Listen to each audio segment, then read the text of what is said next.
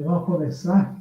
O Carlos ele foi ao médico acompanhar a Rosa, não voltou ainda, né? Então, eu queria partilhar com você a respeito do sofrimento, né? A gente tem uma ideia exclusivamente negativa do sofrimento. Então, ninguém quer sofrer, a gente quer se livrar. O importante é ser feliz, os coaches, enfim, todo mundo aqui, né? Teologia, prosperidade, tudo mais tal, eles veem a vida, ou a Bíblia, ou a teologia apenas por um viés só, né? Ninguém pode ficar doente, ninguém pode sofrer, enfim, várias coisas assim, né? O importante é ser feliz. E a felicidade é desde aqui já e vai para o céu, né? Pois bem, isso, lógico, a gente não quer exaltar o sofrimento a ponto de fazer dele, como o pessoal que tem uso do sofrimento como ascese, né? Que se bate, que se maltrata, que se mutila, enfim, né? Não, não é isso aí. Mas também o sofrimento tem outras questões que não só aquelas ligadas a castigo, a juízo de Deus, etc. Né? Então, 1 Pedro, acho que 4,13, fala que nós devemos nos alegrar por quanto podemos ser participantes dos sofrimentos de Cristo. Em alguma medida, nós participamos do sofrimento de Cristo. Né? E Cristo, ele não estava ali por uma punição, por um castigo dele mesmo. Né? Então, há sofrimentos que não estão ligados a isso. Né?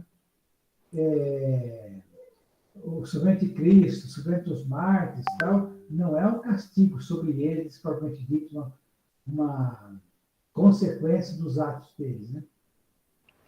E aí vamos pensar também um pouquinho no livro de Jó, né? Que o Renato Ribeiro aqui é especialista, né? O livro preferido dele. Então, a gente conhece toda a estrutura do livro, começa lá com o diabo aparecer diante de Deus e meio que desafiando Deus com relação a Jó, né? E Deus meio que aceitando o desafio e confiando em Jó, permite que ele vá lá fazer 1000 coisas com Jó. E dali, então, só que Jó, os amigos e a esposa de Jó não assistem essa cena, né? Para eles, a história vai começar a partir dos desastres lá, que morrem filhos, e, enfim, aquelas coisas todas. Eles não têm aquele preâmbulo que nós temos.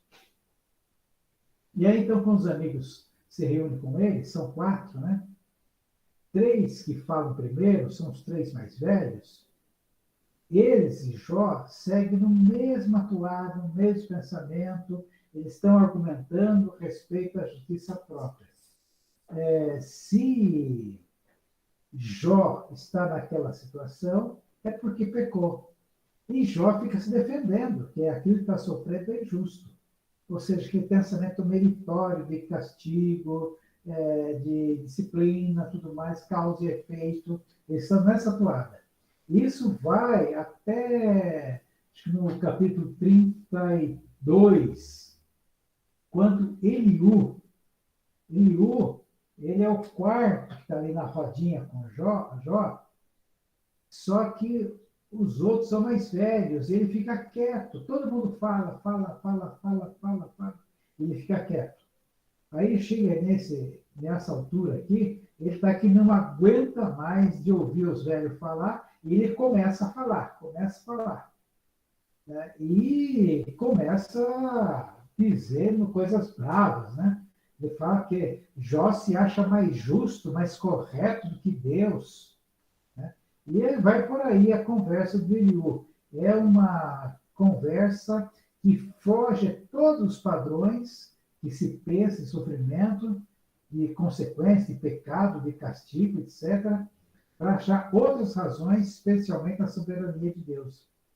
E daí em diante segue algumas perguntas, né?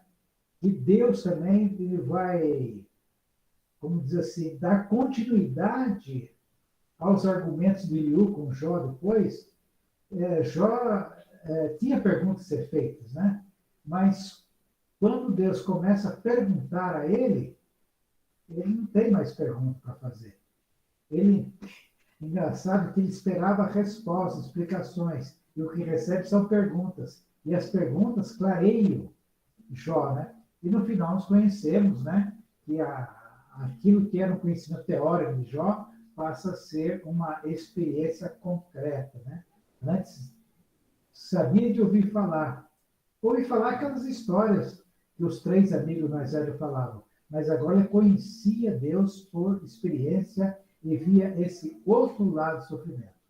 Então, no sofrimento existe, sim, uma medida, existe um aspecto também de redenção. Quando Cristo sofreu, sofreu para nos redimir. E quando somos atingidos pelo sofrimento, nós devemos, então, aprender com Cristo como acolher o sofrimento e mostrar isso para os outros.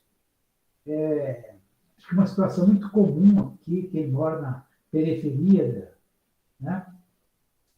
Então, muito comum os pancadões, né? Então, tem esses pancadões que reúne centenas e centenas de pessoas, enche a rua e vai o fim de semana, começa na tarde, vai até outro dia. É uma coisa insuportável, né? E tem também esse, parece televisão, mas está cheio, está tomado de pancadões pequenos, de 2, 3 carros, um carro, tá? Nas esquinas por aí, e som ligado de noite, no último volume, ninguém consegue dormir e tal. E a reação que a gente tem é de pedir fogo do céu, fazer lá igual João queria fazer, né? João e Tiago, fazer igual Elias, pedir fogo do céu e consumir tudo. Mas o que é esse sofrimento, essa perturbação, mediante o que Cristo passou? Então, o que eu quero dizer, não quero entrar no julgamento, detalhe, no mérito desse ou daquele sofrimento. Eu quero simplesmente chamar a atenção de que nós podemos perceber, entender que sofrimento não se resume a castigo, a juízo, e nós precisamos entender por Deus que pode haver, sim, um aspecto de redenção no nosso sofrimento. É isso, gente. Então, abro aqui para 2 minutos de partilha, quem quiser complementar, falar, e depois nós vamos orar também. Pedro, eu acho tão incrível como Deus, né, o Espírito Santo vai trabalhando. Eu recebi hoje de manhã um print com a imagem do Billy Graham falando exatamente sobre sofrimento, né, para complementar. Então ele diz assim: o sofrimento faz parte da condição humana e vem para todos nós. A chave é a forma como reagimos a ele, ou se afastando de Deus em raiva e amargura, ou se aproximando dele em confiança. Então, realmente, ninguém gosta de sofrer, mas tem um propósito de Deus, né? A gente cresce, a gente amadurece. Obrigado pela palavra. Queria falar assim rapidinho, né, também, que como Deus confirma a sua palavra, assim como o Sérgio falou, né, que acho que ontem, antes de ontem, estava meditando justamente nisso, né, no sofrimento. Ninguém realmente gosta de sofrer, e acho que o fundamental é quando a gente está sofrendo, né, é ter a certeza absoluta que Deus continua nos amando e Ele está cuidando de nós, porque eu acho que o sentimento que a gente tem no momento de sofrimento é de abandono, né?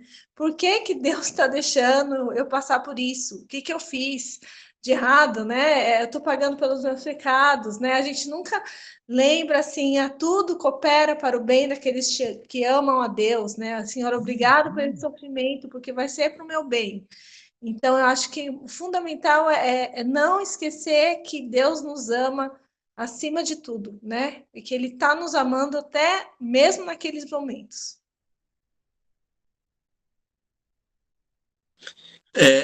Uma coisa que eu lembro, o Pedro me fez lembrar agora, a Renata, acho que ela fez em tempos de faculdades lá, ela fez um post lá a respeito de dor, né? Falando que a dor ela é importante, porque eu não quero ter dor, mas se a gente não tem dor, você põe a mão na panela quente, derrete tua mão, você perde a mão e não sabe que está perdendo porque não teve a dor, né? Então eu achei estranho isso, né? Que a dor ela faz parte, ela é importante e tudo mais, como é o caso do sofrimento, né? Porque, mas como assim dor? Não quero ter dor, né? Mas se a gente não tem dor, eu tenho o meu cunhado, pai da Jaque, para quem conhece, está tendo problema de diabetes e tudo, e ele não tem sensibilidade no pé. Às vezes ele machuca o pé, quando ele descobre, já está ferida, já está perdendo o dedo, enfim. Então, se ele sentisse a dor, se ele tivesse, né, ele teria condições de prever isso. Então é interessante, né? Se eu não sentir a dor no meu dedo queimando no fogo, eu perco o dedo e fico sem ele, né? Eu lembrei de Jesus, né? Senhor, pedindo para Deus, afasta de mim esse cálice, mas não seja feita a minha vontade, sim a vontade do Senhor. Mas é difícil, hein? É difícil. A gente precisa aprender muito para o Espírito Santo nos dê graça para todos nós.